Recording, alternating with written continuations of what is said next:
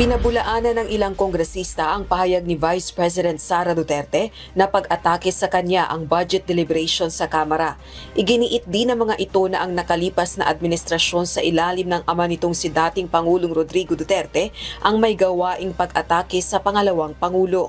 Ginawa ng mga ito ang pahayag matapos sabihin ni VP Duterte na sa kasaysayan inaatake ang Vice Presidente dahil ito ang tinitingnan ng mga taong baka maging susunod na Pangulo ng bansa. Maybe that's the playbook of the previous administration, but as far as I'm concerned, I don't care who the president will be in 2028.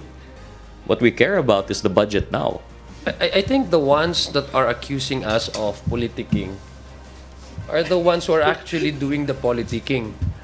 Sa gitna naman ng palitan ng maaanghang na salita, iginiit ng mga kongresista na dapat magkaroon pa rin ng sapat na budget ang tanggapan ng Vice Presidente upang magawa ang mandato nito.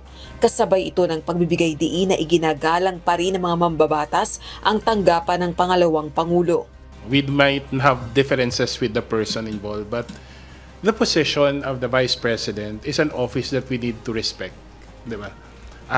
We can only hope that the same respect that we give her or her office is reciprocated. Dapat po yung maiiwan or ibibigay na budget sa Office of the Vice President is still responsive sa mandato po niya. 2.037 billion pesos ang 2025 proposed budget para sa Office of the Vice President.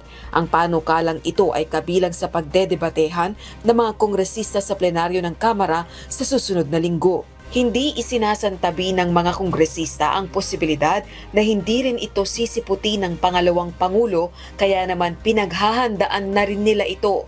Rosa Licoz, UNTV News and Rescue.